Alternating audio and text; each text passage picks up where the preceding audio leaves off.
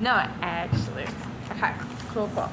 So I'm gonna go back over that question. So what is something others may not know about this like line of work and advocacy that you find extremely important that everyone should be able to like have access to, like this like specific piece of knowledge? Well, that everyone should understand the different components of trafficking. So there's sexual servitude, there's sexual exploitation, there is uh, familiar trafficking, gang trafficking. And if a person is going to be in the field, then they need to understand the different dynamics that go with that.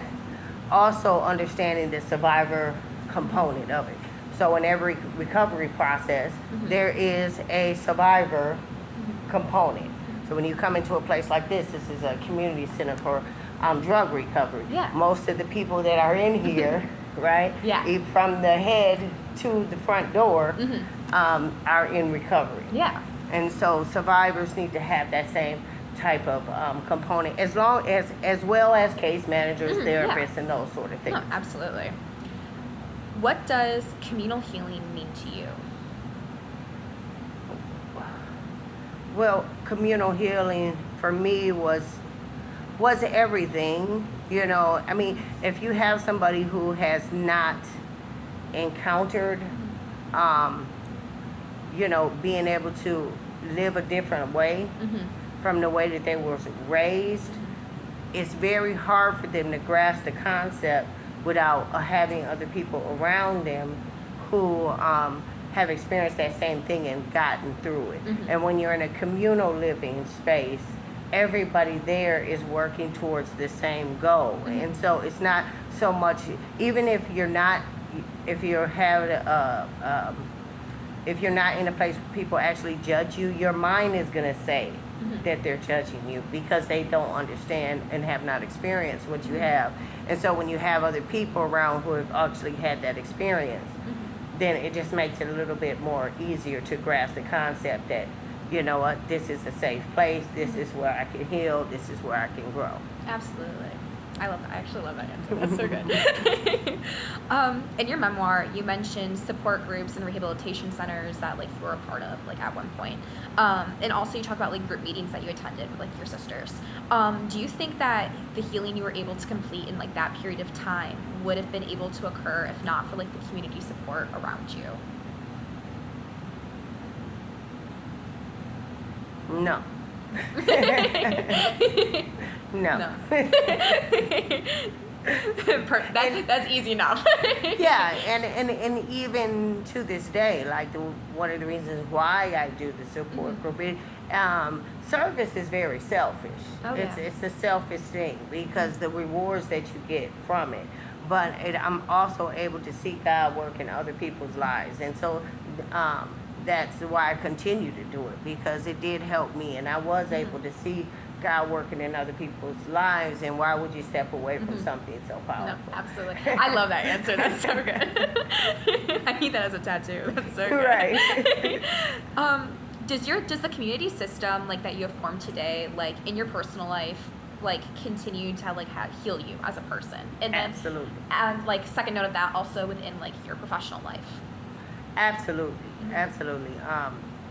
I learned so much from everyone, and like I had stated earlier, a lot of being around people who have never done what I've done and been through what I've been through. They have so much to give me as well. You know, they've taught me how to own the room and be able to speak more properly and educate myself and become more productive, and how to do that systematically, and how things function in corporate and different things, but also as well as having this survivor village at the same time is an amazing. It's just two amazing sides because you need both of them. No, absolutely. Survivors need all of them around. Yes, absolutely. Is there a strength in compassion and the companionship that you're able to see like within the lives of others, like and yourself? Like there's just like a strength within like being able to form like strong bonds, like especially within this like line of work. And if so, like, can you discuss like a little bit of like what you like are able to observe? Well, that's kind of a catch-22. Like you have to love and you have to be care and concern and have empathy and love what you do. At the same time, you still have to separate yourself. So Yeah. yes, I build relationships and strong bonds with women that last for years, but I am very calculated about Yeah. how I do it. You know Yeah. what I mean? And because I have been in this profession, 20 years, you still have to have ethics Yes. and code of conduct Mhm. and understanding boundaries and things Yeah. of that nature. And so that's one of the things that we make all the ladies go through in the Survivor Council is that they Gotcha. have to become a recovery coach. They have to have ethics. They have to have Gotcha. code of conduct before they can be leaders in the community Okay. and help people with services. All right, gotcha. Mhm. That's perfect. And students too. Yes. Yeah, because it's just important to have all those different types of concepts. Because what I find in some organizations you go into, you have the therapist, the case manager, the director, and Yeah. things, but they don't have any concept of recovery.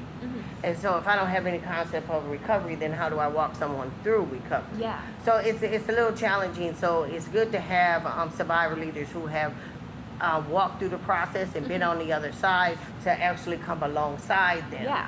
And because then it makes it the whole component. Gotcha. Mhm.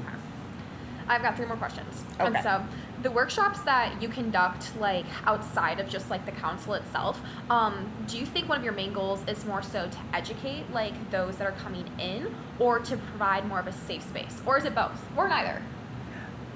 Well, it's more than that because it is introducing leadership and education and helping them figure out what their plan is. Yeah. And helping them walk through it, whatever it is, even if it's just I want to be the greatest grandma of all time, and I want to, lead the bingo night. Yeah. I'm going to walk them through that process. Yes. We're going to find a bingo place, and the best part. Yes. And, you know what I mean? All of that stuff. Absolutely. And so it's just really about finding their passion. There was a second part to that question. What was the other part? I was just saying, like, is it like the main just goal to like educate, provide a safe space, or is it both or neither? It's to educate, to provide a safe space, and we service. Yeah. I don't just educate and provide a safe space. I'm educating them and providing a safe space so that they can be serviced and they can learn if they choose to, whether it's students or survivor leaders that come through the council, Yeah. if they choose to become leaders and want to help other survivors, that they can do it effectively. Okay. And they can be join an organization and be an asset to any organization that they go to. Perfect. Yes. Do you see yourself doing something not so community oriented in the future, like career wise, at some point, like retiring or wanting to do like something different? Do you see yourself doing anything like that? No. No, I don't see myself doing that. I see myself continuing to build on what I'm doing, and maybe at some point I will have other survivors step into my shoes and Yeah. be able to step back. That is the vision. Yeah, absolutely. Gotcha. Yes.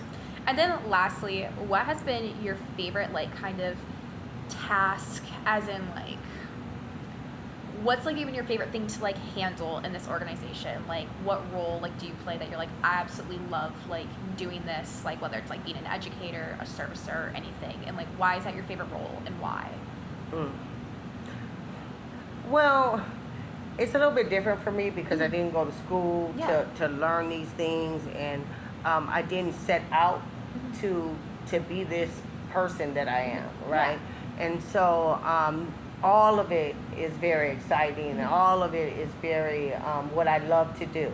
And I've been so blessed and to be able to have God put me in a place where everything that I do is amazing, and I love it, and it just gives me life. Yeah, So absolutely. I wouldn't choose one over the other because I love doing all of them. I love being a service and helping women and watching them blossom into beautiful flowers. And I also love teaching and helping people see beyond the box or the bubble Yeah. that they Absolutely. right. Yeah. So yeah, I like it all. And then I love creating safe spaces. So giving the youth, the younger survivors and students who are coming behind us a space to be able to create curriculum and be able to give back in a sense of empowerment, education, and prevention. So it's not something I can choose. Sorry. No, I love the answer, so it's all good. But yeah, those were all the questions that I had composed. If there's anything additional that you want to add, about anything, whether it's community based or just anything that you feel you want to throw in there. No, I think we got through most of it. You are working with what's that? Wayne State University. No, I'm at MSU. MSU. Yes. And what's your name again? Annie. Annie. This is Annie, guys. Hey. She's one of the students, and she's going to be joining the council, and we're going to have an amazing time. So it was great talking with you. Yes, and it's great talking with you we're getting ready to have a council meeting, so we're going to say bye for now. Bye. Bye.